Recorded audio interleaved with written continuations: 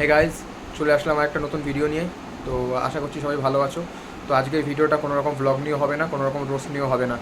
তো আমরা এখন সবাই জানি যে আরজি করে ঘটনাটা নিয়ে বাইরে এখন কি পরিস্থিতি, কীরকম আন্দোলন চলছে চারিদিকে আমরা সবাই জানি। তো সেটা নিয়ে ছোট্ট একটা ভিডিও হবে, এবং কালকে ডুরান্ড কাপের ডার্বি ছিল, তো সেটাও বাতিল করা হয়েছে, সেটা নিয়ে একটা ভিডিও হবে। তো কালকে রবিবার, কালকে ছিল ডুরান্ডের ডার্বি। তো কথা হচ্ছে যে ডুরান্ডের ডার্বি, আজকে খবর আসলো ডুরান্ডের ডার্বি বাতিল করা হয়েছে। তো হঠাৎ ডুরান্ডের ডার্বি বাতিল করা হয়েছে কেন? তো ইস্টবেঙ্গল মোহনবাগান সমর্থকরা সবাই সোশ্যাল মিডিয়া অ্যাক্টিভ ছিল, যে সবাই বলেছিল যে এবারে ডার্বিটা কোনো রকম শত্রুতাপূর্ণ হবে না, বন্ধুত্বপূর্ণ হবে। ইস্টবেঙ্গল মোহনবাগান সব সমর্থকরা এবারে মানে ডার্বিতে মাঠে গিয়ে উই ওয়ান্ট জাস্টিস স্লোগান তুলবে। তো সেটা হয়তো সেটার জন্যই হয়তো যে ডার্বিটা বাতিল করা হয়েছে। তো এটা স্বাভাবিক ব্যাপার, তোমরা নিশ্চয়ই বুঝতেই পারছো যে যে ইস্টবেঙ্গল মোহনবাগান গ্যালারি, দুই দিকে গ্যালারি থেকে যদি 60 থেকে 65 হাজার দর্শক যদি উই ওয়ান্ট জাস্টিস বলে স্লোগান তোলে, তাহলে সারা কলকাতা কেঁপে উঠবে। এবং তারপরে পরিস্থিতি কী হতে চলেছে তোমরা তো বুঝতেই পারছো। তো সেটার জন্যই হয়তো ডার্বি বাতিল করা হয়েছে। কিন্তু এখানে মানে কর্মকর্তারা কী বলছে, তাদের বক্তব্য হচ্ছে যে এখন কলকাতার পরিস্থিতি ভালো নয়, তো এখন এন্টারটেনমেন্টমূলক কোনো কাজ করা যাবে না, তো তার জন্যই ডুরান্ডের ডার্বি বাতিল করা হয়েছে।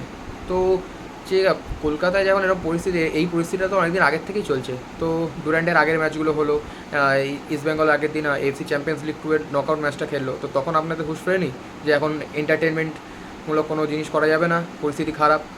তো তারা বলছে মানে প্রশাসন বলছে যে তারা কোনো নিরাপত্তা দিতে পারবে না, তার জন্য ডার্বিটা করা যাবে না। কিন্তু ডুরান্ড কাপ হচ্ছে ইন্ডিয়ান আর্মির একটা টুর্নামেন্ট। তো আর্মির টুর্নামেন্টে পুলিশের কী কাজ আমি এখানে বুঝতে পারছি না। ইন্ডিয়ান আর্মি আমাদের কাছে বলতে গেলে একটা ডিসিপ্লিনের জলজান্ত উদাহরণ। তারা যদি এরকম করে যে ডার্বি হবে বলে সেটা যদি ক্যান্সেল করে দেয় হট করে, তাহলে এটা তো মোটেই ঠিক না। ডার্বির টিকিট সোল্ড আউট হয়ে গেছে, অনলাইনের টিকিট সব সোল্ড আউট, অফলাইনের টিকিট ছেড়েছিল সেগুলো সব দর্শকরা সবাই কিনে নিয়েছে। তার মানে অনেক দর্শক আছে 5-6 ঘন্টা ধরে লাইনে দাঁড়িয়ে রোদে পুড়ে বৃষ্টিতে ভিজে জল কাদার মধ্যে অনেক কষ্ট করে সময় দিয়ে সেই টিকিটগুলো কিনেছে। এখন যদি বলে যে ডার্বি ক্যান্সেল, তাহলে কি তাদের মানে যারা যে কষ্টটা করেছে তাদের কি সেই কষ্টের কোনো দাম থাকলো? তারা যে সময় দিয়ে টিকিটগুলো কালেক্ট করেছে, তাদের কি সময়ের কোনো মূল্য নেই? কোনো মূল্য নেই। বুঝতেই পারছি যে মানে কী কারণে ডার্বিটা বাতিল করা হয়েছে, ইস্টবেঙ্গল মোহনবাগানের ডার্বিটা বাতিল করা হয়েছে, তোমরা নিশ্চয়ই বুঝতে পারছো। তবে এভাবে আমি মানে বলতে পারি যে এভাবে আন্দোলন থামানো যাবে না, আন্দোলন থামবে না, থামানো যাবে না। ইস্টবেঙ্গল মোহনবাগান সমর্থকদের ক্ষমতা কতটা এখনও হয়তো সবাই সেটা বুঝে উঠতে পারেনি, এবং তার সাথে কলকাতার সবাই, পশ্চিমবঙ্গের সবাই এই মানে আরজি করে ঘটনাটা নিয়ে সবাই এখন সরব হয়ে উঠেছে, চারিদিকে আন্দোলন চলছে, সবাই জাস্টিস পাওয়ার আশায় বসে আছে। মৌমিতার পরিবার মানে মানে আমরা যারা মৌমিতার হয়ে মানে মৌমিতাকে সাপোর্ট করছি, মৌমিতার পরিবার লোকজনকে সাপোর্ট করছি, আমরা সবাই জাস্টিস আশায় বসে আছি। তো আন্দোলন চলবে, এই আন্দোলন থামানো যাবে না। We want justice, we want justice. আর আমার এলাকার কাল পরশুর মধ্যে একটা ঘটনা ঘটলো।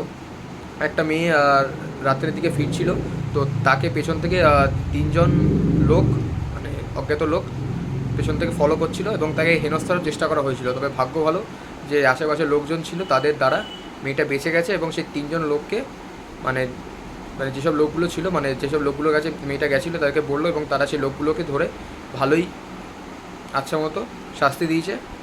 তো এখন চারিদিকে এমন পরিস্থিতি হয়ে গেছে, মেয়েদের এখন বাড়ির থেকে বেরোনো বা একা কোথাও যাওয়া বা একা বাড়িতে ফেরা এখন সম্পূর্ণ মানে মানে মেয়েরা এখন বলতে কোনোভাবে সুরক্ষিত না। এখন চারিদিকে যেন পরিস্থিতি হয়ে গেছে, যতক্ষণ না এই ঘটনাটার একটা মানে সুরাহা হচ্ছে বা যারা অপরাধী তাদের শাস্তি হচ্ছে, যারা এসব বিষয়ে অপরাধ করে তাদের হুঁশ ফিরবে না, তাদের হুঁশ ফিরবে না। তাই জন্য শাস্তি হওয়া দরকার আছে।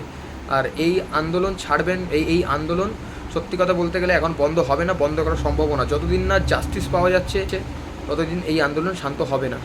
তো আমরাও এই আন্দোলনের সাথে আছি, সবাই সাথে আছে। তো তোমরা সবাই সাথে থেকো। আর এই ভিডিওটা কতদূর যাচ্ছে আমি জানি না, এই ভিডিওটা সবাই বেশি বেশি শেয়ার করো। তো লাস্টে একটাই কথা বলতে চাই, জাস্টিস পাওয়া অবধি আমরা কেউ ছাড়ছি না, ছাড়ো। We want justice, we want justice, we want justice. এবং সকল মেয়েদেরকে বলবো তোমরা সুরক্ষিত থেকো, সাবধানে থেকো। তো আজকের ভিডিওটা এই অবধি। তো দেখা হবে নেক্সট ভিডিওয়। বাই।